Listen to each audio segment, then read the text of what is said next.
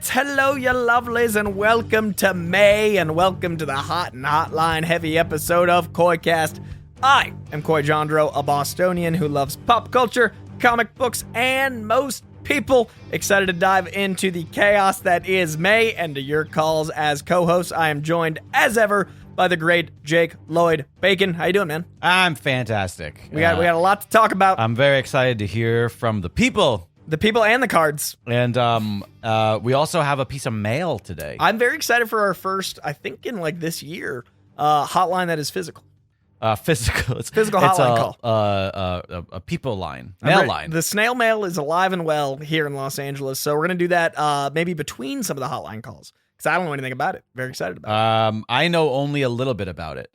And I was very, very, very afraid that it was stolen. Oh, is this around that time? Because this was mailed to us right around the time. I don't know if did I talk about that on the air? I know I talked about it with you. Yeah. But somebody just broke into our building and just stole everyone's mail. They opened the mail containers and just took everyone's mail. And I was like, well, I don't know what was in there. So hope it wasn't blank. But it was not. Okay, well, here we are. Very excited about it. This, as you all know, is a hotline heavy week. Last week, we dove into the news, or 2 weeks ago, dove into the news, as well as our adventures. We missed a week because Jake and I were both on various gallivants, and I, depending on how things went, am currently on gallivants. I'm very excited about it. Also, it is now May, which means you guys, in this time in the future, have seen Guardians of the Galaxy 3. Oh, shit, right. They Crazy. have. Yeah, I feel like... That's not one you're going to miss. No, Alexandra and I both really... that's like a special one. Like, that's more special than the other ones. Yeah, like that's honestly. So this is a thing I was talking about with Alexandra too.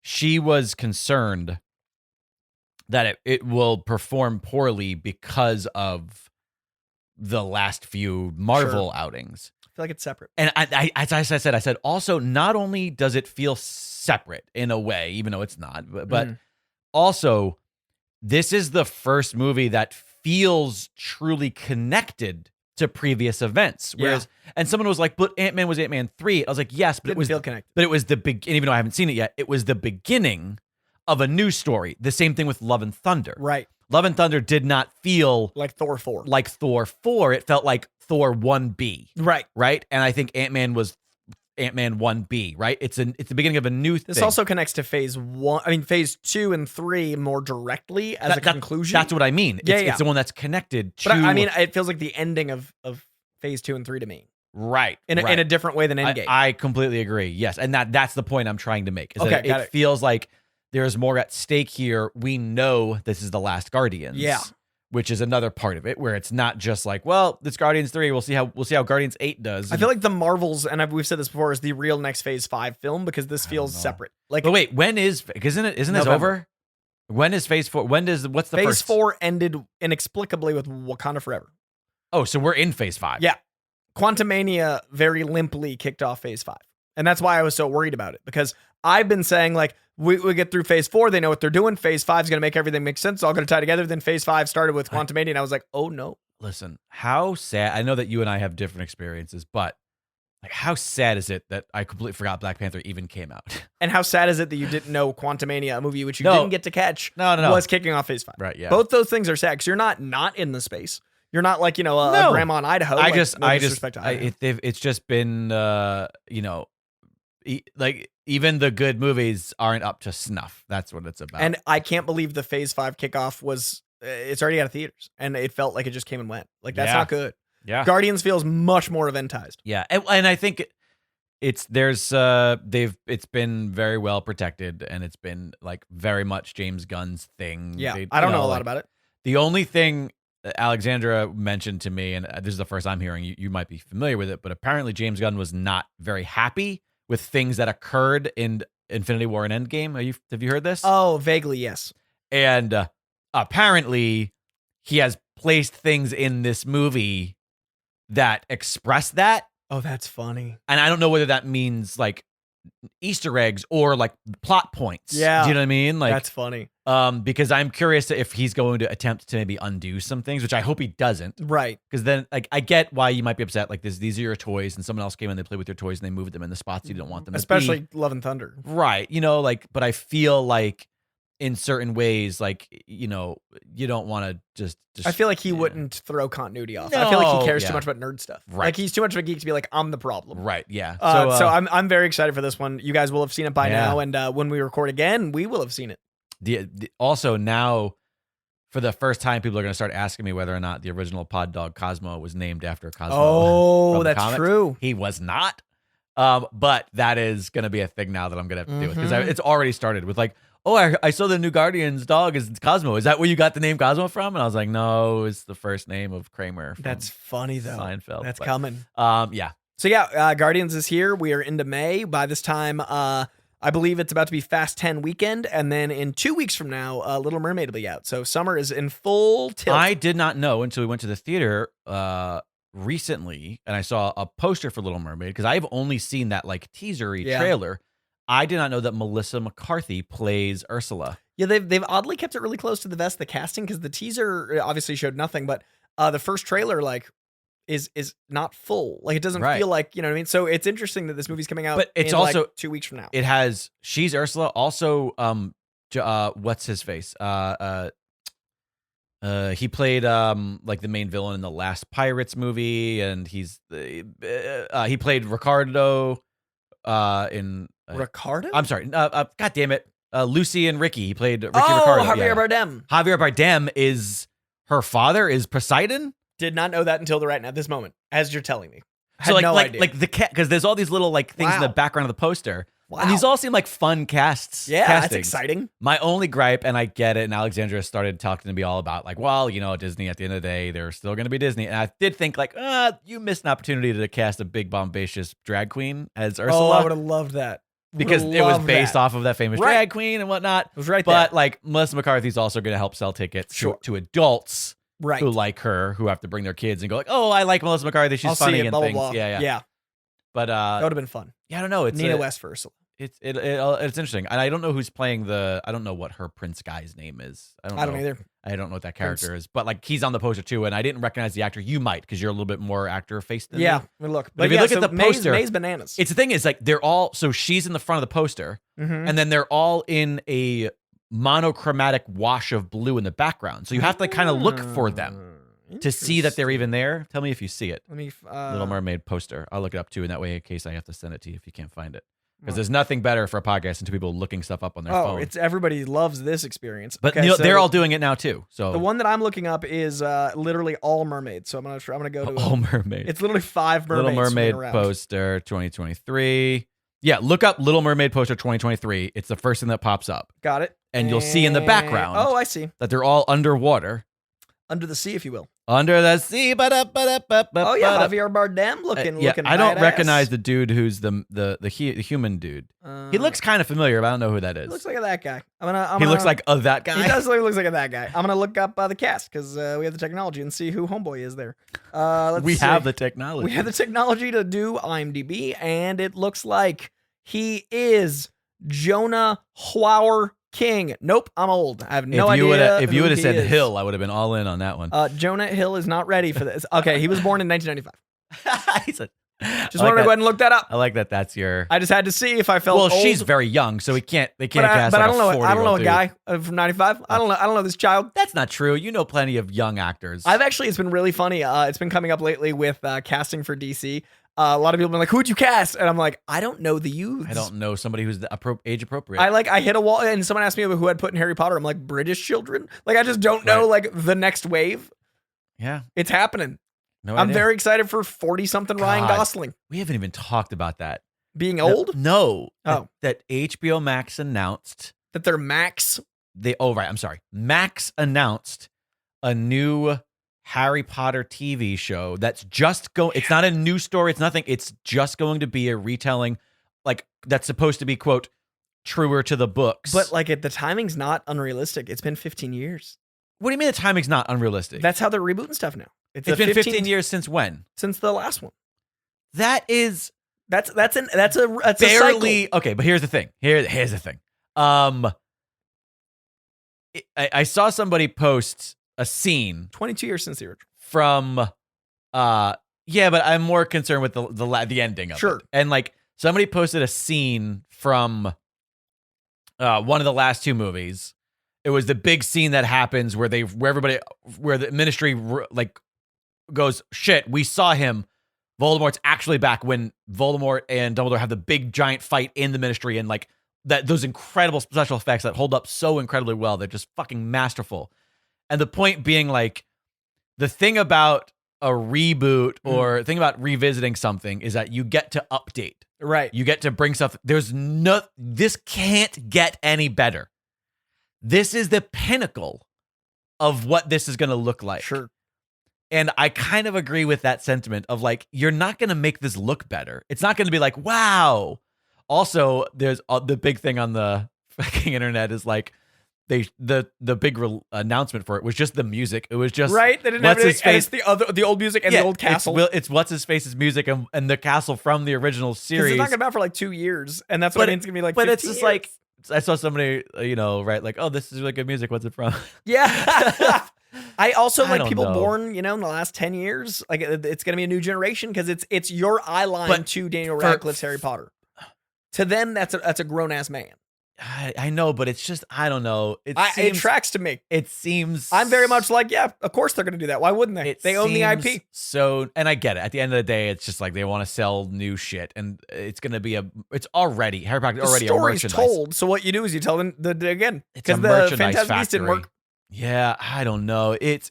You want to stay relevant? Tell that story again. I'm going to tell you what. She's JK's still going to be executive producer of it. Directly. Like, she's very involved. So, it's because it's going to be more direct. Like, this is the thing. Everybody's like, well, yeah, she's going to be a part of it, but it's still going to have writers. Like, yeah, so do the movies. Yeah. So do the directors. When you go to Harry Potter Land, you're putting money in your pocket. Don't think that's any different. But it's not even that. It's more just about, like, there's always other people involved. Like, I just want a full season 4 of The Goblet of Fire to feel like the book. Because the movie rushed it. Alexandra is also a book nerd, like you are. Because you've read them all, right? Oh, I love them. Alexandra's big thing is, I was a Midnight Barnes & Noble nerd.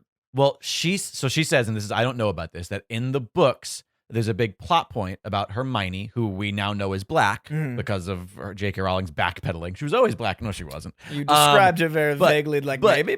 But she is the only one in the entire wizarding world who thinks that that elves shouldn't be slaves. Oh, like, it's that's gonna a plot be point. So messy. If they keep that in, we're gonna have our young child hero Harry Potter chill with slaves, just being like, "Oh, shut up, Hermione. Slaves are fine." I just at least that's what Alexandra says. It's gonna be very interesting to have like the black kid named like Usain Black Bolt or whatever. Also, like the names are so cartoonish. Oh well, I mean, but like that's gonna be more apparent when Hermione's the black guy, and like that's in the slate. Like it's the allegories are very thin, and it's very uncomfortable to be like, yes, but that's my question of it. How true to the stories are they gonna be? Because I don't know. It's just weird. It's a weird. mess. It just seems weird. Also, like we've talked about this, where the best take on anything is a new take. Sure. But like, who is going? Because she keeps saying like, oh my god, who's gonna be the new Harry? Who's gonna be the new? And I'm like, fuck, literally every character. Because the reality is, Ralph Fiennes acted the shit. This is like somebody trying to redo Ledger's Joker. Right. That is a real issue. Adam Driver's Snape is fun, but like it's someone's. But that's not true to the book, because he's supposed to be this ugly, hideous creature in the book, from what I was told. Alan Rickman's pretty handsome, and exactly in the book, Snape is supposed to be this like really like unsightly goblin-esque kind of creature of a man, right? He's supposed to be like Worm Tongue, is how Alexandra has. Yeah, no, you're not wrong. But they handsomed him up because of the 2000s. Also because it's the movies. But like now they won't. I don't think. Right. So that's what I'm saying. It's not the 2000s. It's going to be, I don't know. Who the fuck is going to be Voldemort? You can't. Nobody's going to outdo that. That shit was insane. Fucking legendary. He's like top 5 villain. Oh. Like I'd put, Heath Joker. It's ridiculous. Darth Vader. It's absurd. It's right there. It's ridiculous. Well, this is unless you get Nick Cage to do it, then I'll sign off on it. Harry Potter, boy who lived, but Nick Cage. Just like ridiculous. I also am very curious about Dumbledore not being yelling all the time. In the book, like one of my favorite examples is in the book, Harry puts his name in the Goblet of Fire, and he doesn't. Like it just gets entered. Oh, right, yeah, somebody else entered it. Right, in the book, it literally says like Dumbledore walks over and calmly asks Harry, "Did you put your name in the goblet?" And in the movie, since they had to make this giant book into 2.5 hours, he like runs over and goes, "Harry, did you put your name in the?" And so I'm like, what is this gonna be like? The tones are really not the book. Interesting. So I'm very curious about like will they be accurate to that? In fairness, the movie's way better in that scene then, because that's hilarious. But that's what's so funny watching it. I was like, why is Dumbledore so angry? I like knowing that now. I like to think that Michael Gambon, what's his actor's name? Yeah. That he was just a little bit over that day. And he just was like, I want to get through this scene. Let's get this at an 11 and wrap it. Cut the check. Anyways. Well, this has been your Max news. We haven't, because we didn't talk about that. And I just think I don't know, I think it's a little bizarre, but it's I get it. I'm never going to be surprised. I'm not surprised. I'm wondering, and I don't know if this is a hot take, because of Phase 4 doing less than glorious, and because of reboot culture being so quick now, do they end the current MCU at Secret Wars and reboot the entire goddamn thing? Because of Thor, it seems like, Chris Hemsworth doesn't want to come back. Right. It looks like we're going to be like wrapping up all these characters that like aren't doing as well. Maybe they just call it. That was my plan. That was my hope after Endgame. That's what everybody says. Everybody says Endgame should have ended it. So I'm wondering if they do. Endgame should have ended it. And then from here on out, disconnect. Especially if DC is coming, they're gonna be like, everything's connected, and let James Gunn now play that game while Marvel can go back to doing one-offs, doing books that are I think you just stop and make the X-Men for a while. I think you make Fantastic Four for a while. I think you just let those characters. I could not agree more on that. I love that idea. Because I would just end the goddamn thing, and the new Avengers is the X-Men. And you don't need that. You don't need the X-Men and the Fantastic Four to know each other. Right. It's not necessary. That's what I would do. And have the X-Men be a team that's on TV, because you can tell long form, and then big event movies. And you have universe pockets. What do you mean by X-Men and team that's on TV? Like you could have an X-Men event be a movie, but you could have like X-Force, X-Factor. You could have shows. Got it. But then you have your big thing on TV, and that way you get your cake and eat it too, like they want. You mean your big thing in the theaters? Yeah. Yes, gotcha. That's what I'd do. But that's a great idea. I would end everything with Secret Wars and then just fucking clean slate it. Yeah. I wouldn't even necessarily bring in the X-Men to the Secret Wars. That way you got a brand new start. No, I don't know what their plan is. They've said mutants in Miss Marvel, but you don't have to. Yeah, who cares? Right. Yeah. I think there's going to be a big shift, and I think with this 15-year Harry Potter reboot, 20 years of X-Men, 20 years of Marvel. Is that what they said? 15 years? Well, no, that's what the timing of the show getting cast now means. It'll be 15 years from Deathly Hallows ending. It'll be 14 and a half. Oh, I'm sorry. I thought you meant like the show was they were signing a 15-year contract. I'm just thinking reboot. What? There's only those children. 8 books. Yeah. No, I'm thinking like reboot timeline. If 15 years is the new standard, it used to be like 20 to 30. But like ADD generation, TikTok generation, 15 years seems to be the new, like we can rebuild them. Like look at Hellboy and stuff. Right. Didn't go well for Hellboy, but like, you know what I'm saying? Like I think that Harry Potter is kind of gonna, if that does well, I could see Marvel going, okay, Iron Man was 2008. That's 15 years from this year. 5 years to Secret Wars is reasonable. 2028, new universe. Yeah, I mean, that's what I'd do. Yeah, that's fine. I'm fine with that. It's because I think Kang Dynasty and Secret Wars are like 2025, 2026 as of now. That might move because the writer strike. Do I know what I think the big difference is? And I think why everything feels so quick now is in the late 90s, early 2000s, when they were rebooting shit earlier, we didn't have streamers where we were watching it over and over again. You had to go buy the fucking VHS tape or the DVD. So it felt like, man, like I'm not gonna lie. Even when Garfield was cast as Spider-Man, everyone was like, why are they making another Spider-Man so soon? I was like, yeah, I was ready for that. I wasn't a huge fan of the other Spider-Man, so I was like, yeah, let's do it a good one. Yeah. But nowadays, like that, you can't turn on Disney Plus without seeing Chris Evans' face. Right. And that's not gonna stop.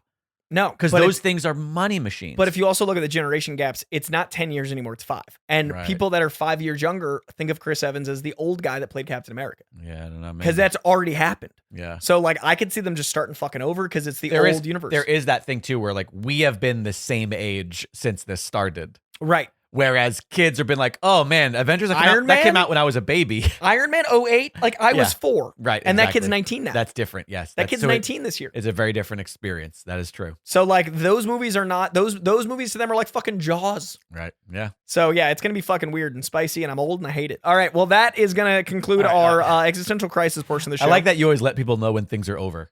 I want to move on to the segment. I'm so used to YouTube. That will conclude. Yeah. I just title segments. They're going to hear us stop talking about it. You don't have to let them know. By the way, we've stopped talking about it. In case you were curious how this is going, it's over. Let's get into some hotline calls. But who's going to play McGonagall? Hey, Coy. Hey, Jake. This is Ben from Altadena. And so at a recent doctor's appointment, I was sitting in the lobby and the TV there had Doctor Strange playing.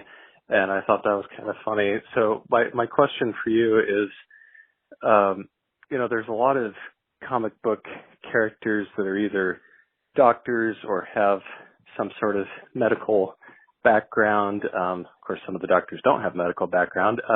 But my question is, which comic book doctors or doctor-adjacent people would you want to treat you if you ended up needing medical help?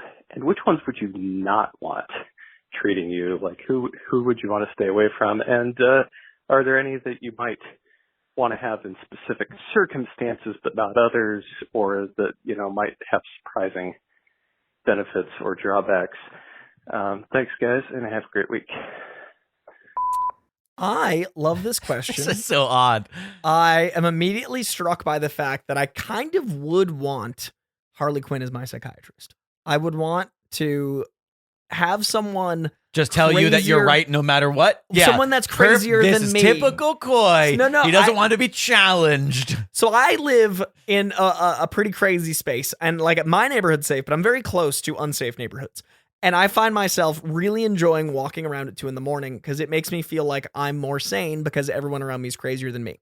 I feel like I'd get a lot of that in psychiatry. If I had a crazier doctor than I was, I feel pretty good that I'd be like, oh, I got this. If this person's functioning in society-ish, this is reassuring. So I want Harley Quinn to be my psychiatrist. I also feel like I could get whatever medicine I needed. What doctor would be a terrible psychiatrist? I know other psychiatrist doctors and not that many. I mean, like Hugo Strange, I wouldn't want treating me medically. I feel like Hugo Strange as a therapist would be pretty awful. He's you know, a big Batman villain that manipulates you mentally. I feel like I would avoid. I mean, if I knew that man, I think Doctor Strange would be kind of a dick. I don't know if I'd want.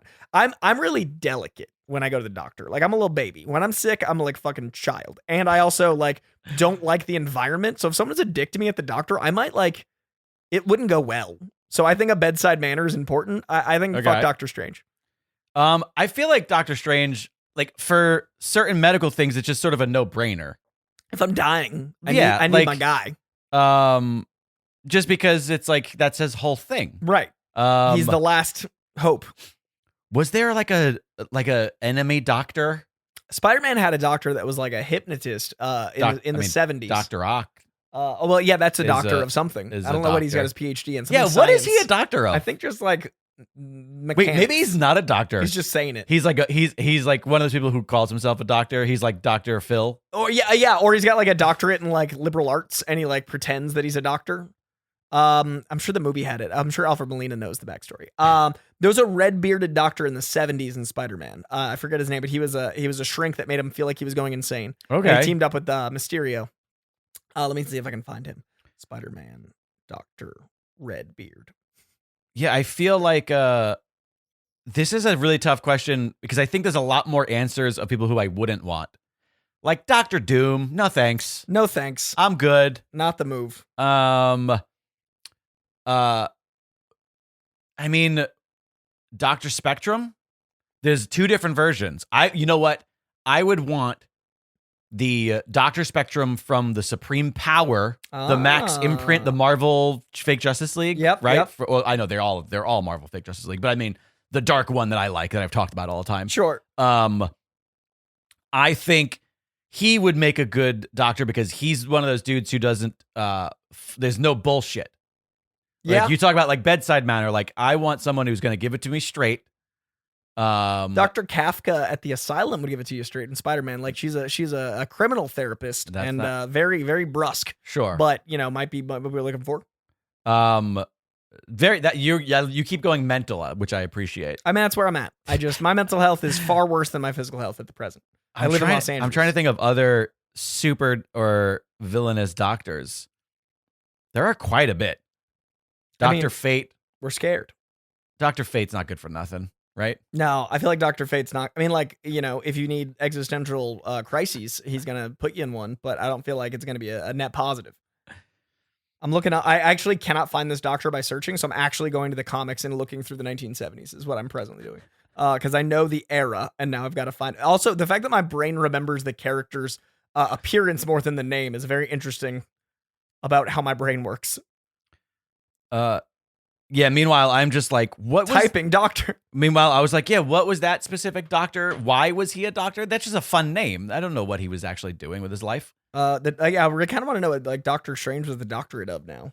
Well, Strange was he was a medical doctor. Right. Well, he was a surgeon, but what was Dr. Octopus? Doc Ock. I don't think Doc Ock was a real doctor. Alfred Molina, get on the phone, 818-794. Doc Ock. Let's see. What does Doc Ock have a doctorate in? It's got to be a Reddit thread. I have to spell doctorate. Let's see. Dr. Otto Gunther Octavius. Gunther. I forget that. He holds a PhD in nuclear science. That makes sense. Oh, that definitely the plot of Spider-Man 2. He's a fucking rocket scientist. Yeah, okay, that tracks. And there's a lot of those. Yeah. I think most of the doctors are some sort of. Yeah. Oh, I found it. Okay. It was 1975. Okay. It's Amazing Spider-Man 150 was his big appearance. I'm trying to find his name. It's holding his head, trying to not panic, freaking out, trying to not listen to the voices inside. Basically, and all of them are like coming at him at once. Oh man, this is hard. Okay, I'm gonna try to find this guy's name while we go to the next question. But I feel like we answered a lot more mental than physical. But that's kind of where. I mean, we have the ability to edit. Look, I respect the integrity of the show, and there's no magic here. All right, We've said Doctor Strange was wrong. I will not be using magic. Okay, well, I do have a comprehensive list here of doctors and comics that I found. Okay. I'm going to keep searching. And there are some that I'm not familiar with, but then there are some names where I go, oh, right. And of course, considering I just read Mr. Miracle, Dr. Bedlam yes, is also somebody who would probably just, based on the name alone, you not want to be your general practitioner. Not the move.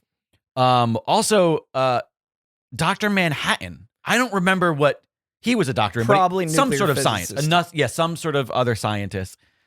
I will say DC Comics has the award for most doctors. They're very PhD'd up. Every other, maybe more than like every fourth one is not a DC character of this list. Okay. I'll go through just DC Comics doctors. Dr. Alchemy, Dr. Cyber, Dr. Death, Dr. Destiny, Dr. Fang, Dr. Fate, Dr. Impossible, Dr. Manhattan, Dr. Midnight, Dr. Mirage, Dr. Mist, Dr. Occult. That's a great name. Dr. Occult, Dr. Phosphorus, Dr. Polaris, Dr. Psycho, Dr. Shocker, Dr. Sia, Dr. Savannah, Dr. Spectro. Holy shit, these are all DC characters. Dr. 13, Dr. Zodiac. There's quite a bit here. You know what? I'm gonna officially. This has never happened. I'm gonna call it. I'm gonna say you can't find his name. You can't find that character's name. I think it was a story where Mysterio pretended to be a therapist or a psychiatrist, and then he used his Mysterio powers to make Spider-Man think he was insane. I think it happened in the 1970s, but I don't think it was Amazing Spider-Man. It might have been Spectacular, it might have been Web of. So I just typed red beard, red head, therapist, psychiatrist, Mysterio. Did you type in Mysterio pretends to be a doctor? I literally, the last thing I searched was Mysterio pretends to be therapist, Mysterio pretends to be psychiatrist, Mysterio redhead. Nothing. So 818-794-0722. Maybe I went insane. Yell at and him. I imagined a story, or I need to write this comic because clearly I dreamt a good story up, but I can't find it. Love everything about that. We got another hotline call so I can fix my shame. Coy, Producer Jake, it's Travis from Florida. So I'm sitting by myself, just kind of chilling on like Vudu and my other streaming platforms or whatever. I have playlists for like Batman, Superman, all the nerdy shit. I'll either have them in chronological order, i.e. like a Star Wars or a Harry Potter, or I'll have them in a release order. Like with Batman, I have like the 66 movie, and then everything else after, including cartoons and everything else. My question is this: what have you organized so meticulously that you sat and like, why am I like this?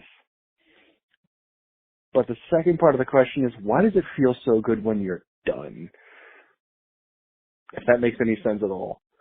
Thank you. Stay sweaty.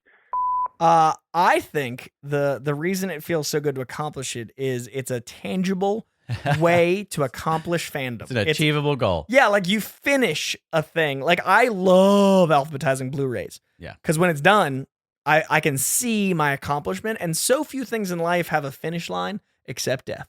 Sure. So it's nice Well- to have something you can accomplish. So I will say he did throw something out here that broke my heart because he did say, "Oh, I'll do it chronologically, like Star Wars or Harry Potter." First off, Harry Potter is chronological. That's just how it came out. So that is the same as release date. Hopefully.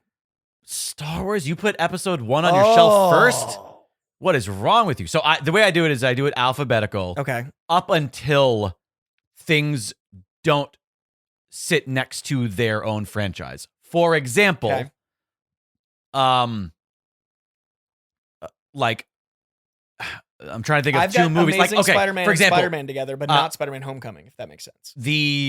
wait, say that again? I've got Amazing Spider-Man with Spider-Man, but I have Spider-Man Homecoming and all that with Marvel. So I disagree. Amazing Spider-Man will go with under A Yeah. and Amazing, and 1 and 2 will be there. Yeah.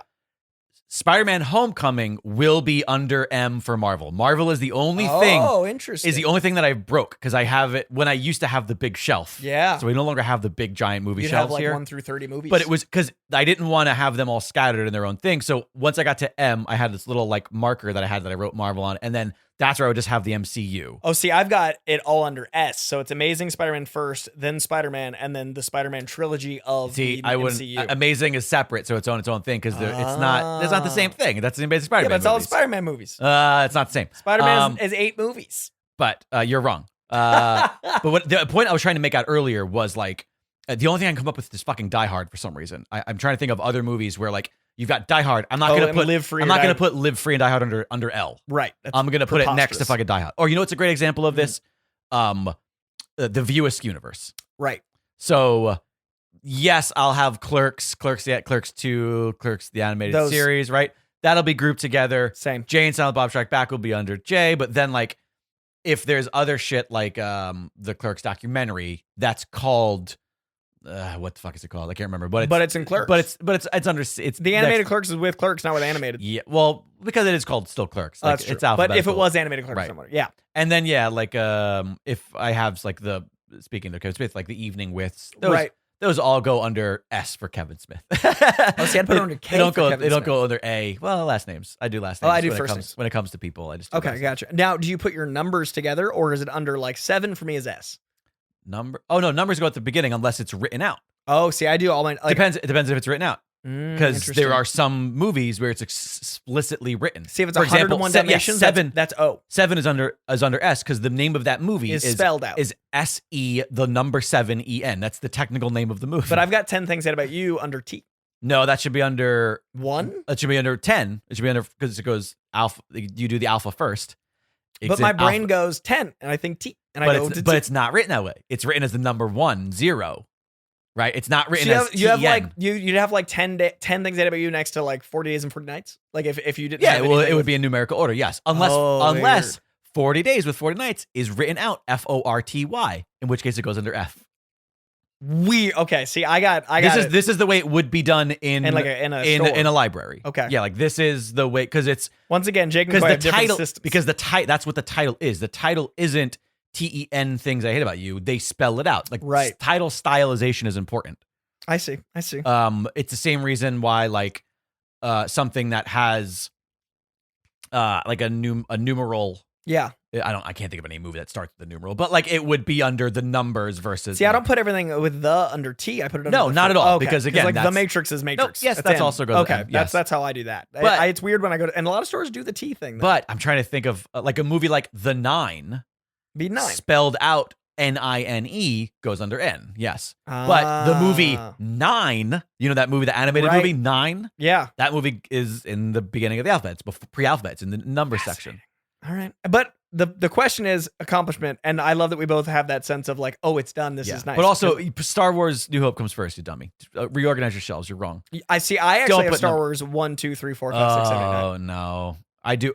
Once I get to, by the way, once I get to the sub-organization, it's always release date. For example, when I did my Marvel universe, because I didn't want them to all be scattered, and I wanted them all to be together, they are in order of release date. So like Iron Man 1 is next Iron Man 2. Right. It's not Captain Marvel. It's 'cause it was the literally 90s. it's literally phase 1 Right. is grouped together. Like they're in chronological in real life So order. MCU's aside, but Yeah. then in that order.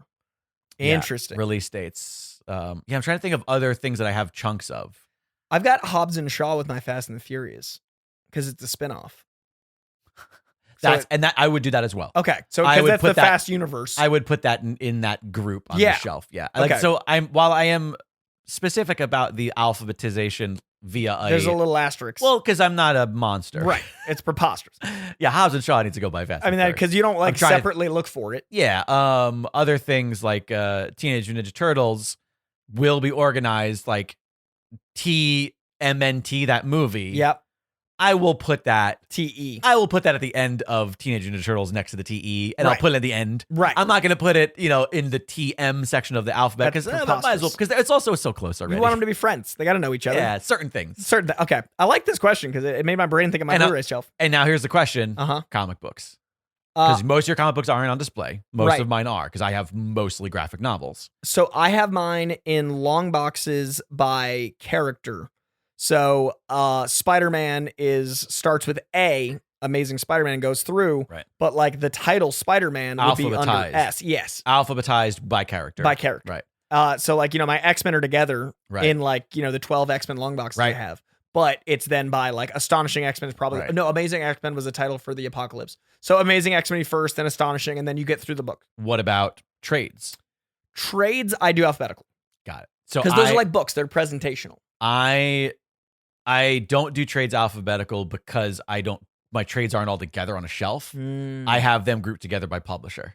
So I'll have DC books here. I do by publisher, And- then alphabetical. See, but even then, because the reason why alphabetical doesn't work for me on trades is because some hardcovers are really tall. yeah, And the trades that are not tall, that are regular, like traditional floppy style Right. trades, soft cover, I guess you trade.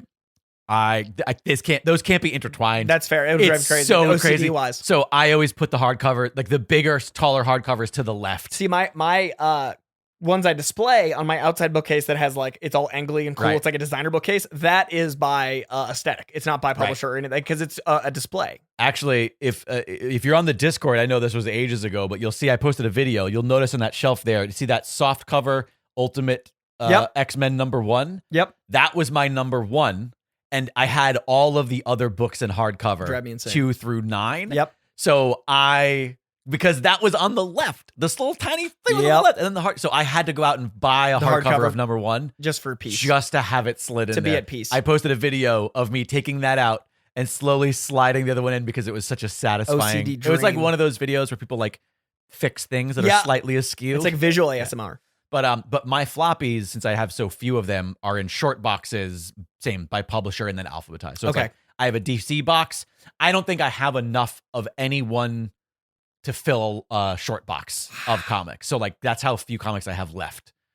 I have too many Boom comics to fill a short box. No. Just the publisher Boom. And by the way, little stuff like that all goes in the same box. So like I have like Marvel box, DC box, Yeah. and then like I think I have an Image box, and then I have an other indies Yeah, box. I've got like IDW and Dark Horse in the same Sure, box. yeah, Because yeah. I'm only one man. That's also how I group certain trades together as well Yeah. on the shelf because I had to go miscellaneous sometimes. yeah, listen, organizing your physical media. First off, buy the physical media. Yeah, First off, support people. and second, organize it well. Have a great day. It's a And fun time. Don't be one of these Instagram monsters and organizes their shit by color spectrum. Oh, it drives me insane. Listen, that's how do my you find shit? that's how my t-shirts are. Sure, but Roy G. Biv for life, but not on a goddamn bookshelf. not on a bookshelf. How do you find a book? monsters. That's insane. No, my clothes are colored. I too. noticed that people do that now, where it's like, oh, I noticed all my book spines, and I'm like, oh, nightmare. No, I was dating a girl that did that, and I remember looking for a book, and it And took then me more than 30 and seconds. you I was dumped like, her. that was it. That was my Seinfeld moment.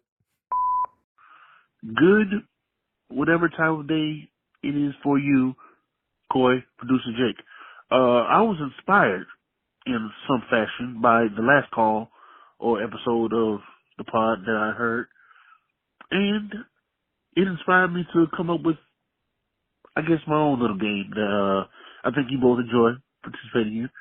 It involves the rogues of the big two, Marvel DC, specifically the rogues, none with powers of telepathy, because in this game I have, it will be cheating. It is essentially a 5-on-5 classic game show style pop culture trivia game. Think of Family Feud, but strictly rogues. Now, in this case, it'll probably be Marvel vs. DC, because that just fits. So yes, strictly rogues, no telepaths, 5-on-5, pop culture trivia. Stay sweaty. Love the show. This is Jared from Louisiana. This is gonna be a good game. Jared from Louisiana. All right, so pop culture trivia. All right, so no telepaths. There's no telepaths. This is really tough though. What do you consider a rogue? See, I'm going to use one that people are going to be mad at because it's kind of cheating, but he started as a rogue. He was an anti-hero. I think Deadpool is MVP. But pop what? culture. So what is that? Yeah, but so is a rogue just a villain? Technically. Or is it a specific type? Like, I'm too much of a D&D nerd to be like, a rogue is a type of... I think rogue is just a rogues gallery of villain. That's what I was thinking. Like, the rogue... And when I think of the guys. rogues gallery, I really only think of the two. Flash in my and Batman? opinion. No, I was going to say Spider-Man and Batman. Are the Oh, two Flash rogues. literally calls as the rogues gallery. Right. Like, Flash is like labeled them that. That's why it's I couldn't even name a Flash villain. Yellow Flash. Other Flashes. Yeah. They're all just... Speed Force wielders. They're all just like Flash Boy. Grodd? All right, so are we going versus each other? I guess so. Yeah. All right, Deadpool, pop culture, junkie. Well, if you're gonna do Deadpool, then I gotta go. You can go anti-hero. But wait, yeah, that's to say it's gotta be villains. Marvel vs. DC? There are no villains. Nah, just me versus you, I guess. I can't think of any villains that I think would care about pop culture other than Deadpool, because all I can think of is heroes. Because the heroes are the quick talking, snappy comedy people. Right. You know what? I'm gonna go Doc Ock. Speaking of docs, I don't want him to work on me as a doctor because he's a doctor of nuclear science and Doesn't shit. help you much. But he's a writer, married to a writer. He's the arts, the culture. Maybe not like, who was on Friends in an episode. Right. But when it gets into like literature, some Monet paintings and shit, he's gonna be. All right, I'm into that. Oh man, this is hard. It's so hard to think of. Oh, I got one. Brainiac. He's going to be plugged into the entire internet. Is he a He's going to know. He's Brainiac. He's one of the big bads, though. Yeah. I didn't see. Rogue to is me, anyone villainous. See, this is Jared. You need to be more specific with your a definitions. Bad guy. Because I think of a rogue specifically as like a lower level, like not like I wouldn't. Kingpin isn't a rogue in my opinion. Because he's at the definition top. of rogue. I think it's just bad. All right, I'm going with your rules, but just it's go bullshit. bad guys. So you're going Brainiac? Yeah. All right, I am. Who the fuck did I have? I had a great idea. Now you made me lose it. Oh, a Riddler. dishonest or unprincipled person. Riddler. I'd say he is. I'm going Riddler. Ooh, genius move. Because nice you know that he has to be versed on the quizzes. Yeah, exactly. Genius. Nice pull. By the way, he said that this was like a game show. I'm imagining this as like pub quiz style. Oh, 100%. I'm imagining this. They're at the bar with no name. Yes, they're at the bar with no name, and this is just a pub quiz. Yeah. And it's like they both come up with a shitty team name. Love it. Yeah, this is constantly back and forth. In that exact vein, I'm going Shocker because I feel like he plays a lot of bar games and like would gather up that data. And maybe he's dumb in life, but he's great at pop culture. All right. Okay. I mean, if that's the case, then I gotta go Harley. Good call. Right? Because Harley's Solid. Very plugged in, Yeah. modern, youthful. No, that's a solid one. Yeah, I gotta go Harley. Mysterio, because he'd have to know pop culture in order to pull it. He'd have to like be versed in it to make the images of it. And he's a director. He's a film guy. He knows his work. He was gonna be irritating as shit to have on guaranteed. your team. I don't love it. Deadpool's gonna kill him. He's gonna crack that fishbowl open so many times. Worth it. But he knows like weird like pre-Kubrick existential films and like French New Wave. Shit. All right. Who else would be considered a rogue that I think would be? See, if we narrowed it down anymore, it's even harder. That's why I'm saying rogue is bad guy. I know. Just a villain, just any villain who knows things. Shit. This is tough. I'm trying to think of like more on the lines of Harley, people who are like young and plugged in. Yeah. And kind of let's see. Who else is in? Oh, you know what? I'm gonna go Selena Kyle. I'm gonna keep with my Bat Rogues. I literally have 3 of the Bat Rogues. But because I think they're all like, she is similar to Harley in the sense where she's probably in on like modern fashion. She probably, because she probably reads the trades to see what pop star is wearing what Oh, famous good point. jewels at the Met Gala. To track them. Like, she's probably plugged into pop culture in ways that we Plus, might she be surprised. is played by Anne Hathaway, who is also in Oceans, so she's just in it, and that has Julia Roberts as so herself. I'm going Catwoman. Is that your last one, or is that your fourth? That was fourth. This is your fifth one. We My both have final a fifth. one, I just realized the perfect answer. Who's the perfect answer? Mojo. God damn it. Oh, Mojo's the fucking best answer. Yes, Mr. Pop Culture villain himself. He's not gonna be able to fit into the fucking. It's okay. He's gonna fit in the bar through the back door. Mojo. Well, shit. I'm very proud of that. I got you beat. Mhm. We're going any villain, right? Mm-hmm. And he said no telepath. Okay. That was the rule, right? Yeah. Not no being who may or may not have been plugged into all human intelligence at some point, Ultron. Oh, that's good. I would say Ultron literally knows everything there is to know. are parallel. I in a don't know. beautiful way. I don't know. I don't think Brainiac is Brainiac can plugged. plug into the internet immediately. But I don't know. I think that he's got gaps. Brainiac is going to have gaps. Brainiac is not going to know who won the first season of The Bachelor. All right. Okay. Read that through, and we'll let people vote. Let's see who wins. All right. It's what's the name of your team? I'm gonna go with the Mouthy Mercs. We're gonna be Pop Couture. Oh, nice. Harley named it. Yep. No, Deadpool definitely named mine because nobody had shut him up. Pop Couture and the Mouthy Mercs. Yep. You're not even that mouthy. I mean, it's Deadpool. And He's gonna barely, be the- and none of them are Mercs except for him. Okay. You think Deadpool's gonna let anybody else name that team? It's Deadpool, second person whose name, Brainiac, Shocker, Mysterio, and Mojo. Mhm. Which, by the way, tell me that I'm the Marvel shill. Doc versus Pop Couture. Doc Ock, Riddler, Harley Quinn, Catwoman, and Ultron. That's great. This is fun. I like this. That's a pub quiz. That's a good murderer's row, literally. Yeah. So let us know who you think wins. Let us know in the Discord who your team is. Or call it 818-794-0722 if you'd like. Yeah, call the hotline. Thanks everybody who called the hotline. We always love hearing from all of you people. So now we have to open some mail, Coy. We have some mail here. Physical hotline call coming in. I have instructions to read before I look. Okay. This comes from a mystery person. Oh, we don't know who it's from. I mean, I know who it's from, Oh, but okay. there's no return address. Ooh, So had this gotten stolen or lost in the mail, no way of knowing. So it says, please read note first and on the podcast if you would like before looking at what's inside. I like the arrow. So I'm reading this note. Great.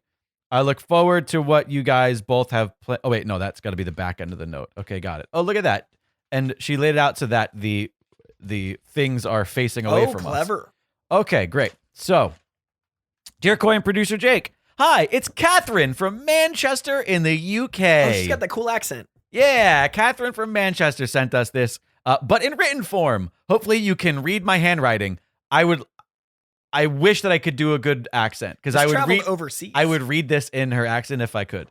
I had a great and magical time for my birthday. She sounds like a leprechaun, She's right? Irish, She sounds like a Scots, leprechaun. English No, she's one? a leprechaun. Okay, got it. Yeah. A great and magical time for my birthday trip to Walt Disney World. Hey, just like you. Hey, I was there. I went from 18th of January to the 1st of February. As you guys have said Wow. previously on the podcast, 2022 was a challenging year. It was also a busy year for me as well. Having this trip at the start of this year was a reward that was very much needed. A part of the reason of why I got through this 2022 year was this very podcast and the community surrounding it. So here's a small appreciation from me to both of you. Enclosed in this package are 2 Disney World art podcasts from Epcot's Festival of the Arts from 2023. Jake, I saw this postcard first and thought about the story you told about meeting Eeyore at the parks. I do remember that. And you cheering him up. This postcard is of Piglet, something Eeyore in the rain with sheltering Eeyore in the rain with an umbrella. Let me try to find that. There it is. Very cute. It's exactly that. Look at his big sad eyes. Oh, that's very adorable. Where was I? In the umbrella. And I hope this gives you magic, especially Disney magic. And you hopefully can find a nice frame to put it in. By the way, as Coy has been collecting metal art Displates. Yeah, displays. These cool metal arts that magnetize my wall so I can change my art out. Oh, I thought that she spelled displays wrong. It's like a plate display. Metal Displates. art displays. Oh, and on one of his most recent unboxing displays live streams, we discussed it would be cool for you to get some How to Train Your Dragon display art, or even just dragon display art for the And display. I got one. Oh, I would very much love that for the studio. Koi can attest. The studio here has been like slowly, like I finally just put fucking shelves up. That's great. I'm trying to get some greenery in here. We're trying to get some shit. There's still no art on the walls outside of the network logo. I'm desperate to get. I want to get photographs. I want to get some like Dragon Wagon art. I want to get like pod art put on the walls from shows and whatnot. But that's like I would love some How to Train Your Dragon stuff, just because anything dragon related, to be honest with you, is Especially one of the best trilogies of all time. Sort of the brand here. Get that, or even just dragon display art to display while recording to go with the brand. Obviously, it's up to you and Alexander to decide whether you would like it or not. Koi, your art postcard is of the 3 Spider-Men. There you go. Yeah. Oh, this is great. Let me hand that to you. Of the 3 Spider-Men. boys. This is only the second time the Festival of the Arts have included Marvel art into it last year. They introduced it as you have a growing art collection. I thought this piece would fit perfectly. You will need to find a frame for this one, though. By the way, there was a piece of Emperor's New Groove artwork at the festival by an artist, Brett Owens. Some Festival of the Arts artwork does end up in Disneyland, California, so hopefully this piece makes it over so you can see it on the next time you go. Please turn the page over. Okay. I look forward to what you guys have both planned for KoiCast and your other creative endeavors in this coming year. Hopefully 2023 is a less challenging but more creative year. Much love to you both. Cheers, Catherine. Catherine, incredibly sweet of you. Thank you so much. Thank you so much. This is lovely. I know that it took us forever to actually open these from when she sent it, which was like a month and a half ago. But very sweet, very thoughtful. Thank you so much for your kind letter. And we're also sad to hear that it was rough. There's been a lot of that going on. But glad we could be any help. Glad that this community could be any help. And I also want to say to that extent, if you're not in the Discord and you're a listener, get in the Discord. The Dragon Wagon Radio Discord is completely free. It has nothing to do with Patreon. It has nothing to do with anything. And it's a great community where there's a thread just for KoiCast, of course, but there's threads for just other pop culture things. There's threads for pretty much anything you want to talk about. If you wanted to just go share pics of your pet and see other adorable pets, there's a whole thread for just that. It's a really great community of like 400 plus people. Yeah. It's great having that there available so that people can connect and communicate with one another beyond just like, maybe I get lucky and follow someone on Twitter. Like it's a direct access to other people who listen to this stuff that we do. Yeah, it's a good little pocket of the internet. Thank you so much for that, Catherine. Appreciate it. Thank you. Speaking of appreciation, it's time to do... it's about that time. We got some punching to do. Some unpunching. It's about that time to show our appreciation for the month of May and name our official Unpunchable Gift Horse for the month. If you don't know what this is, you got to head on over to patreon.com/KoiCast to become a gift horse level patron. Every single gift horse is entered into the contest each month that you are a patron, in which we will draw your name. I say draw your name. We're going to spin wheelonames.com, not a sponsor, with all of your names in it. And the winner gets their name and lights in the aforementioned Discord for the month. You get an award of your choosing from the shop over at dragonwagonshop.com. And you get to pick something for Koi and I to watch and review over on the patron-only pod. Last month's winner for the month of April, Edward Collins. Listen, he had a brief reign. But mighty, and also still in the running. Yep. Once again, you can't win this just once. As long as you're in there, as long as you're a gift horse, you are in there. So without further ado, you want to see who is going to be our gift horse for the who do we got kicking off our summer? Let's see. So, the official Unpunchable Gift Horse for the month of May, the first time ever. Whoa. You get a multiple month reign. Back to back, Edward Collins. That makes me so happy. What a mighty Is that the reign. very first time? I think so. We've had people like Do-si-do. We've had people switch off. I have our history here. I think that's the first double unpunchable gift horse history in history. That is our first ever back to back. Like ever. You did it. You made history. It's almost like the fates were on your side. It's almost like They're immortal. Oh, an immortal unpunchable gift horse, Edward Collins. Edward Collins. You get a little accent on that one. Oh my goodness! Congratulations on your reigning immortality. Congrats, and once again, let us know. Keep your eye on your email and on Patreon, to learn how to claim your winnings and let us know what you want to watch. I'm very excited to find this double feature. At point of recording, we have not heard from him of what to watch for April, so we're gonna have two things that he gets. I'm very excited, like to see his taste, because we're gonna get a double dose. Right? He's actually one of the few people who could plan a double feature. He could actually make us like either a sequel and a regular, or some crazy double. Like, I don't even know. That's unless he gets us before he hears this one. He gets us his last one. Right. He might not know, but we'll see. Anyways, congrats. I mean, you're gonna reach out. You could email. You could tell him. Congrats and thanks to everybody who continues to be a patron of this program. Every single tier goes a long way in keeping us going and in keeping the show on its feet. Thanks to each and every one of you for your support of the show. Much appreciated. I think it's time to open some Cosmic cards. Holy crap. We got to open Cosmic cards, you guys. DC Cosmic cards from 1991. Deathstroke edition. Friend of the pod, Mark Allen Heiliger, host of The Hell With This, has gifted KoiCast a giant box. Have we painted a picture of like what it is? Like it's so big. It's the box that the cards come in from the shop. Like when you go to the store as a kid, you see this giant box of cards. It's a display box where you can open it, stand the little prop upright, and then you buy the packs out of it. So it's a complete. Is there a specific name for this? I don't know.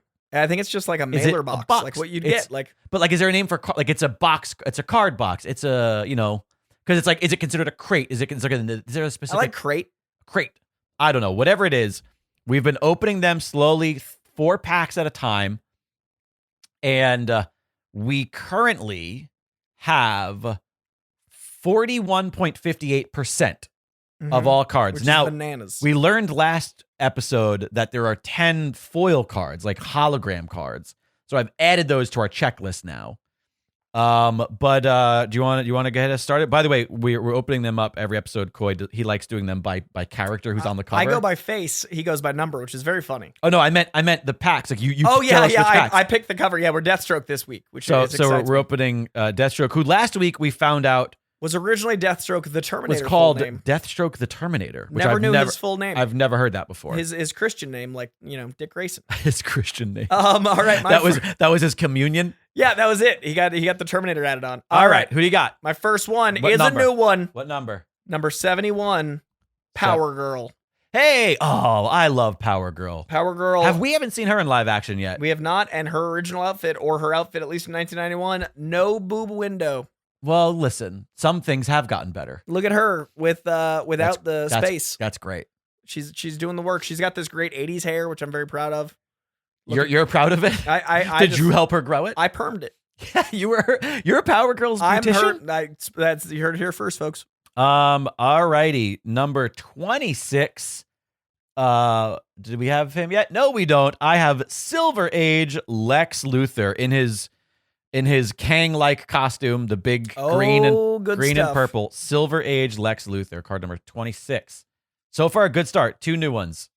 All right. It's going to become harder and harder to get new ones. Every week, but not today. Not right now, because I got a new one. Oh. Modern Age Wonder Woman, number 21. We already have that. That's a duplicate. God, I got so excited. You got so excited. I was so in. All right. There's the dupe. Modern Age Wonder Woman. Yeah, I forgot to write Wonder Woman. I just wrote Modern Age. That doesn't help us. We'll say it was new for informational purposes. No, you liar. I have a character who can only be described visually as if Wolverine got the symbiote. I don't know this name. Kestrel? Card number 9. Look at that art. Tell me that's not that's a Wolverine Venom combo. That's the most 90s shit. Like Wolverine Venom as a oneer is so 90s. Kestrel, 99. I don't know anything about Kestrel, but he's definitely razor claws flashing and slashing. Kestrel is a killer whose talons can rip through anything. Oh, boy. Even the barriers between dimensions. Oh, Wolverine can't do that. 99. That's Kestrel. how strong those claws are. They're dimension rippers. Yeah, I mean, it's a cool looking character. I would have loved him if I was a 90s kid living the dream. I think this is a dupe, but I'm not sure. We got number 146. 146 is is Crisis on Infinite Earth Oh. A. Yep, we already have that one. Wait, no, I got Crisis on Infinite Earth card B. Oh, maybe I just accidentally wrote Well, A. now, see, Well, I it got is another 146. addendum for you. I'm It's just 146 fixing. though. Yeah. I'm just here to right wrongs. I think we have this guy because I laughed at it last time. Card number 80, Big Sir. Like the place. No, we didn't get him. He just looks familiar. This dude looks like Krang from Teenage Ninja Turtles. Oh, he does. Without an alien in his belly. 100%. He looks like the robot He's pre-Krang. that like Krang before- built called yeah. Big Sir. Yes, like the place. Everybody likes to visit Big Sir. This Who one's the new. fuck is Big Sir? Well, yeah, tell me about this guy. Strong as an ox and almost as smart. That's Big Sir. Colt, that's everything you need to know. That's fantastic. That's a great line. That is fantastic. I don't know who wrote that. Aces. Comic writer. Doing the work. Almost as smart. Almost as smart. I know this is new because I love this guy. Oh, no, maybe it's not. I think we talked about him. Number 101. 101 is we have gotten Ocean Master Damn before. it. Haha. Patrick Wilson. You failed me. I have card number 44. He's on the cover of the packs. Oh, Deathstroke, the Terminator. There he is, Deathstroke, the Terminator. So now I have both. We have both him in the foil, and the OG. regular. But yeah, this is proof. He was called Deathstroke. And by the way, it's not like in parentheses next to No. it. It's not like a little name. His Full last name. Full name. Deathstroke the Terminator. So strange. Looking like a swashbuckler. Great pantaloons. All right, I think this one's new. Number 127. 127. Sorry, let me catch up here. I should really move the mouse over here. It makes There it we way easier. Hey, look at that. 127, Blackfire. God damn. Now, I'm dupe boy today. Last week I Yeah. had luck. Finally. Meanwhile, I've got card number 12, which completes Oh, our Hawkmans. I got Modern Age Hawkman. everybody, Hawkman. Modern Age Hawkman. That's a great card, by the way. Hawkman just being like, I don't care about my powers. I'm just going to shoot Uzis. He's like, I don't need wings or hammers. I got guns. I'm just going to shoot these Uzis. Call it a day. It Yeah, was who- Modern Age. Yeah, exactly. Who needs a mace when you got guns? Welcome to the 90s. Oh, what a time. Number 78, I believe, is new. 78 is Wildcat. You know what? I'm just dupe boy. My memory also faded. This is going to be... This is life now. This is going to be how a lot of this is moving forward. All right. I have card number 170 towards the very end of the deck. It is also a new card. So far, I have no dupes, by the way. This is one of the classic covers. Oh. Classic cover. All American Comics number 16, which looks like the debut of Green Lantern. Dope. Introducing Green Lantern, it says. And yet, the original Green Lantern, very much just one of the many Phantom-like characters. Yeah, Alan Scott, man. He's got like the eye mask of Robin and the big, like, what do you call Cowl. that kind of cape? Yeah, but it has like I guess it's a cowl. It has like the big neck. Yeah, that's the cowl part. Yeah. Look at him. All American Comics number 16. This one I think is new. 50? Number 50? Sorry. No. I'm typing number 16. I'm not a secretary. I don't go that fast. Number 50 is a new one. Yes, Firestorm. I didn't think we talked about Firestorm yet. First appearance, Firestorm number 1. Firestorm. Is Firestorm just a pirate? It's one of those generic names that I might know them. Firestorm was like a pretty big character recently, so I thought you know him on the DC shows. I don't know. Fused together by an earth-shattering explosion at Hudson Nuclear Power Plant, teenager Ronnie Raymond and scientist Martin Stein become the all-powerful elemental named Firestorm. Wait, it's two people combined? Yeah. That's horrific. It is. Is Firestorm one word? Also one word. My buddy Robbie played him on TV. Firestorm can rearrange the molecular structure of organic matter, enjoys total command over fire and flame, and uses these powers to turn up the heat for criminals everywhere. I mean, their pronouns must be they, them. 100% they, them. Even though Because there's two he, people. hims. That's true. It's like but Venom. It's two of them. We. They, them, Firestorm. He speaks like Venom, right? We are Firestorm. Alrighty. I've got card number 4 early in the deck. Oh, shit. We're 2/3 the way through our Flash collection. I've got Golden Age Flash. We have Silver Age. We're just missing Modern. Which we discussed last week being a silly thing. Golden Age Flash. I know this is a dupe because it's one of my favorite cards. It's MangaCon holding the very crates that we have received. Yep. Love this card. In the dupe pile. He's a beautiful man. So far, I still have no dupes this deck. I've got a lucky deck here. I have card number 57. Still not a dupe. Another character I do not know called Our Man, who's all like clock and time driven. Oh, I do know him. I vaguely know him. I like the design. I like that the hood is connected to the to the side. to the also a yellow cape.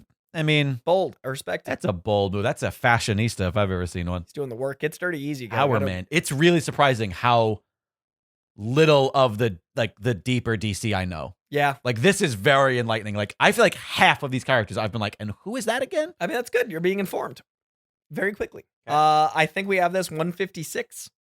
156. That's Invasion. We do have that one.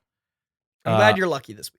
Yeah, the Schadenfreude of you getting dupes only is great. And I still, the streak continues. 42 is a new card. I've got Crimson Fox, which is, again, two different people. Fused? Vivian and Constant, or maybe she's two heroines in one. This fighting French woman called the Crimson Fox is in reality an identity shared by identical twins, Vivian and Constant Doramus. Well, that way she could always throw people off. She shows Though up the as other Fox's natural agility and her tempered steel claws have helped her win the trust of Justice League Europe, no one in the team knows that she is really a they. one. Ooh. That is another a they fucking then. fantastic. Yeah. How is this not a more common? That's really cool.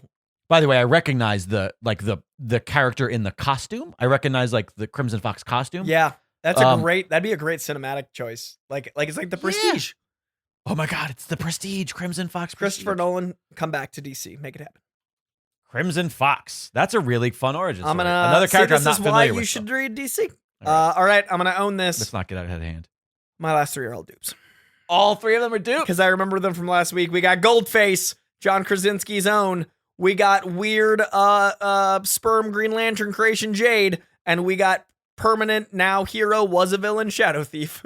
So you have all three dupes on your side. I Now- think maybe I have all new ones.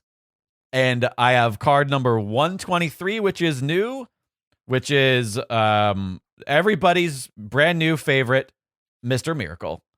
Which is, by the way, a very great card. You like the meta-ness Yeah. of Khan, what's his name?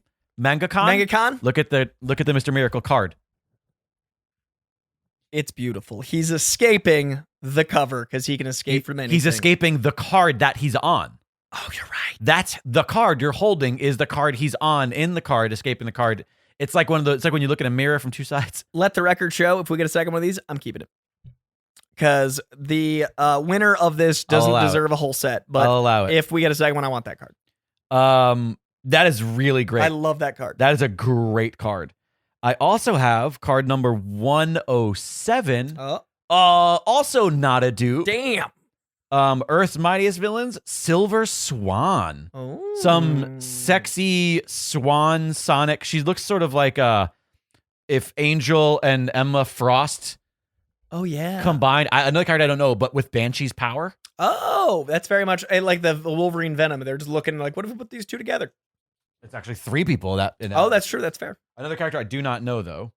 And then, I think this is a dupe. Oh, I think I got so close. No, it's not. Nope, 68. Card number 68 is Pantha. P-A-N-T-H-A. Kind of racist. It's not great. Pantha with an A.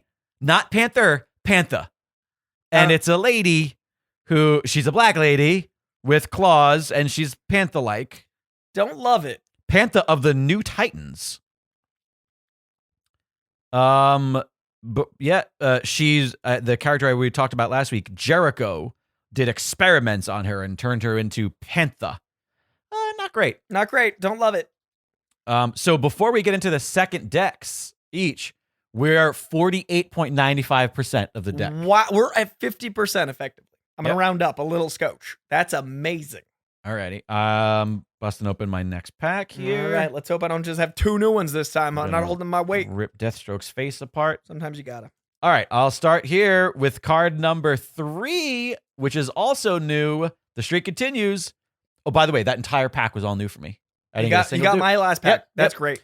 Number 3, Modern Age Blue Beetle. Nice. Which means that we know what card 2 is, because card 1 we learned was Golden Age Blue Beetle. Wow, so Blue Beetle gets number 1 spot. Number and 2 and 3. But yeah, like it's just bold. Yeah, so we're gonna get Silver Age Blue Beetle as number 2 eventually. I'm gonna start with This is, by the way, I think modern age Blue Beetle has the best costume of the Blue Beetles.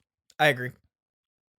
I like the modern age Blue Beetle today as well, but I agree. I think it doesn't it kind of look still exactly the fucking same? With the little goggles, doesn't it look exactly the same? No, that's now considered the Silver Age Blue Beetle. Interesting. The new Blue Beetle's a black with a mouth. You're right. It's all right. covered. Right. Yep. I've seen those. Well, I guess technically dark blue, but I see it as black. Yeah. This is a dupe. Crisis on Earths 1 and 2. I remember that specifically because the chin. Wait, number 142. wait. Is that 144? That's not a dupe. Oh, it's because it's card C. Yep. So you have Crisis Yes. on Earth's. Oh, I'm so glad I didn't just disregard that. To C. Yep, big deal. Big things popping. So the one I had earlier was A. Yep. Earlier I was meaning. because you know how I knew? I looked, didn't have Aquaman chin. Didn't have the Aqua chin. Didn't have Aqua the chin didn't Aqua lead. thing. Sometimes you lead with Aqua chin. The thing chin. Alrighty. Let's see. My next card number 100 on the nose. We have not had it. Oh, the streak continues. Monarch. This is a character that I recognize the face of. Do you recognize Monarch? Looks like Ronin, but gray and black. I know that boy. I believe this one's new. Number 32. Number 32 is, yes, that's new. Oh, OG Aqualad. Look at this little sprightly boy swimming with a dolphin. Just is it like Golden Age, or is it just Aqualad? It's Aqualad. Sorry. Gotcha, okay. It's just I know him as Golden Age Aqualad. But Aqualad. Also, I gotta put Is some respect. Aqualad hyphenated? Single word. Aqualad. Aqualad. If that It's case, his last name. It's John T. Aqualad. If that's the case, it's Lod. Aqualad. Yep. Real name. Also, to give some love to this, secret identity is one name, Garth. I just want to express that Aqualad. So Garth. His name is did not Garth bother Aqualad. come up with a last name. Garth Aqualad. It's his Christian name. Oh my gosh. Also, got to show In some fairness, he did get that when he was baptized. Also, 5'10", rare to see an under 6 foot hero, probably because it's his sidekick. Or because he's not finished growing. Oh, that's true. Unfortunately, Homelad is 235 pounds. Homelad? Did you call him? Instead of homeboy? Yeah, Homelad? because he's Aqualad.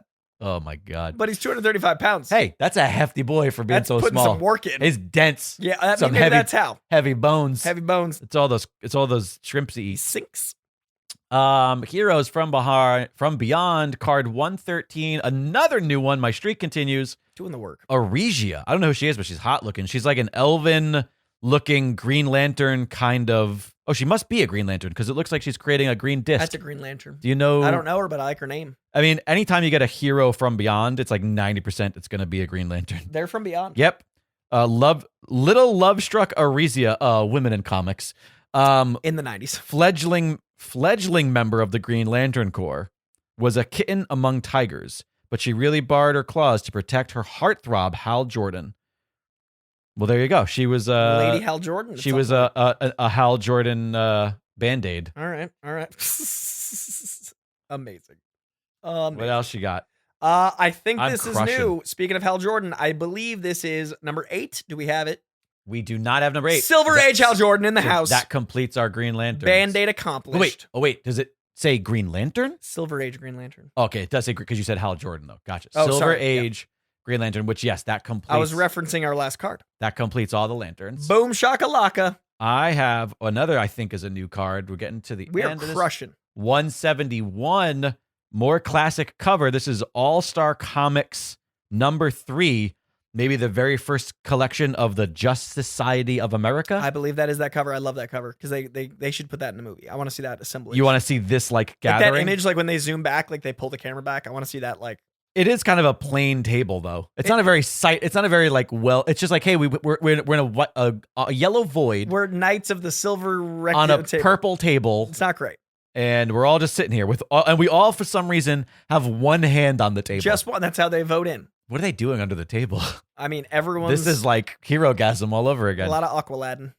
Justice Society of America classic cover. Okay, I don't know if we have this one, but it's 145. We don't have 145. Yes, Is it that- is a card A of Crisis on Infinite Earths. There it is. Wait, card A?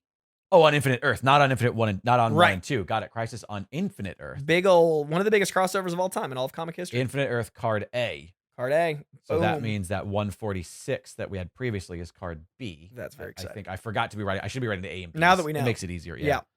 Alrighty. And another new one for me, because I don't remember getting any other cheetahs. We now have 23 are Silver Age cheetah. Good luck with the cheetahs. You know, Silver Age cheetah is how do I put this? She looks like a porn star. Oh.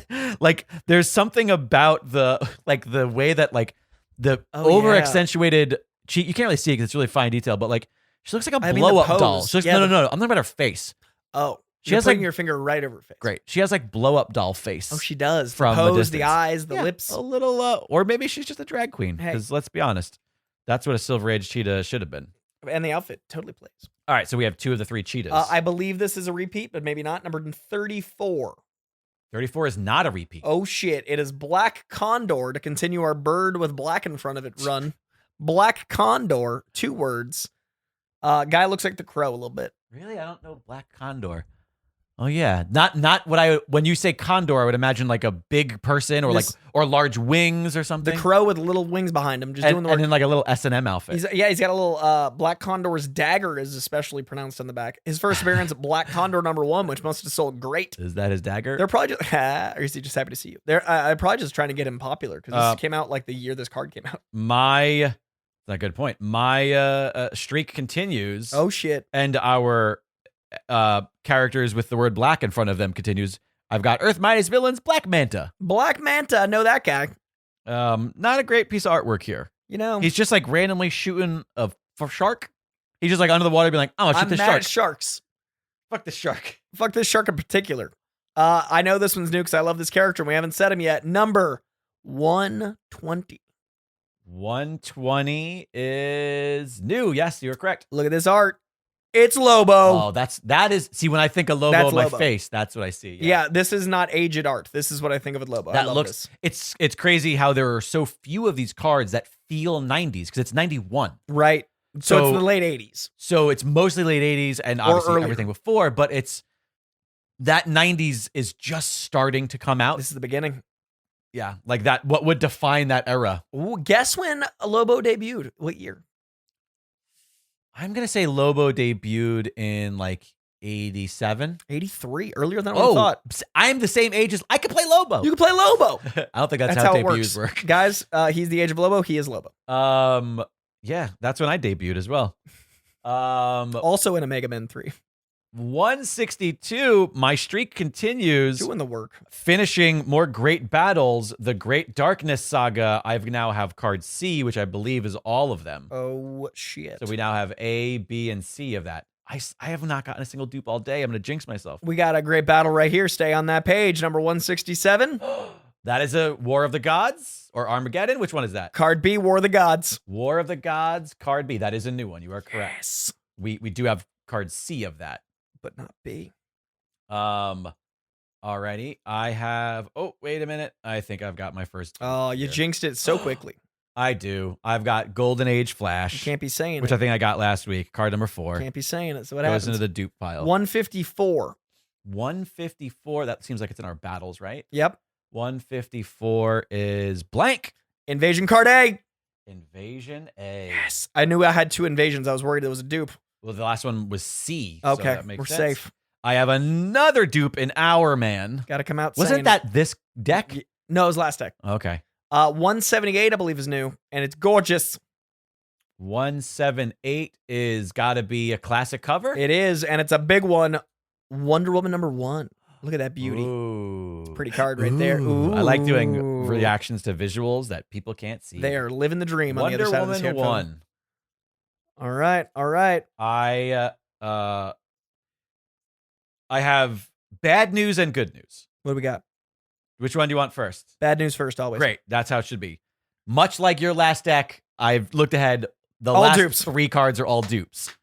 You really jinxed yourself. Crimson Fox again, Silver Swan again, which again, I feel like this might have been this deck. Crimson, I think, was that deck. Do you want the good news? What's the good news? Do you want to know what my third dupe is? Is it foil?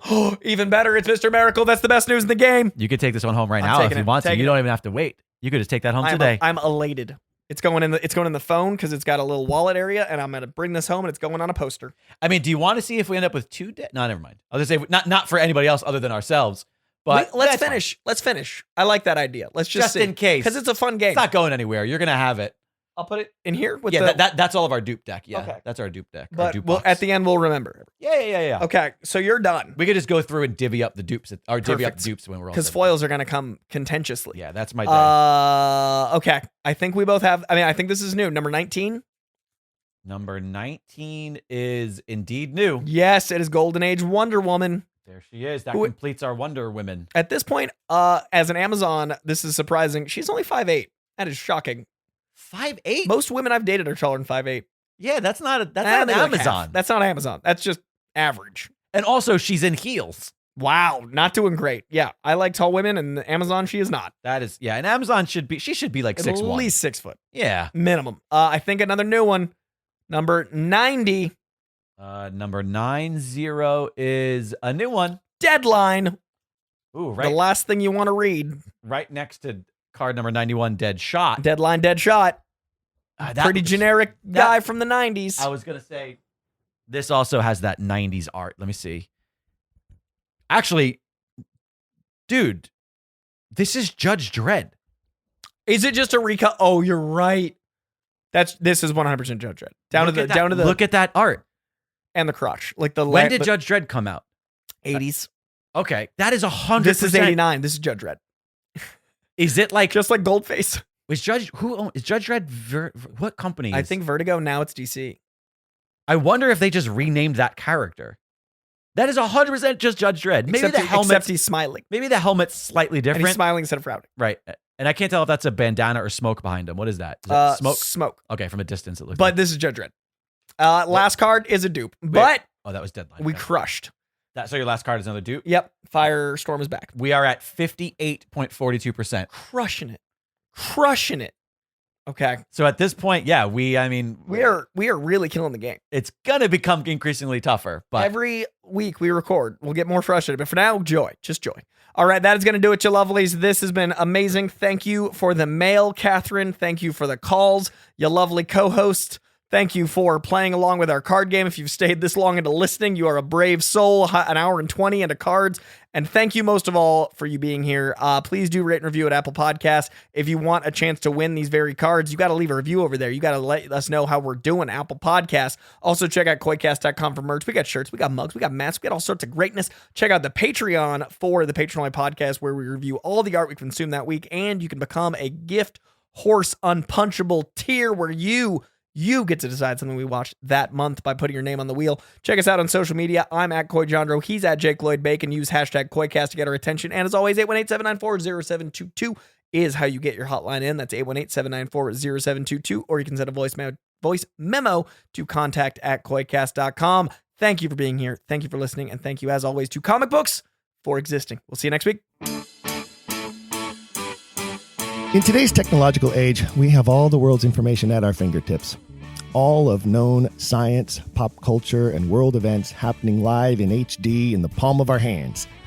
Yet, misinformation and easily disprovable conspiracy theories still run rampant in today's society. So imagine how easy it would be for a mistruth, for actual fake news, to gain traction and become accepted as reality to the world, say 400 years ago. I'm speaking specifically of the first folio of the works of a writer who signed his name as Shakespeare. Printed in 1623 and attributed to a long-dead grain dealer who lived 100 miles away from London, named Shakespeare. It sounds similar enough a name, I suppose, and it's a lovely story about an artist with humble beginnings who rises to fame as the greatest writer of all time. But is it a fact? Or is it widespread fiction? Join me, I'm Stephen Sable, as I invite historians, researchers, lawyers, artists, authors, and more to use all the information we have available today to explore this fascinating mystery of Shakespeare authorship on my podcast, Don't Quill the Messenger. You can hear it now at don'tquillthepodcast.com or wherever you're listening to this podcast right now.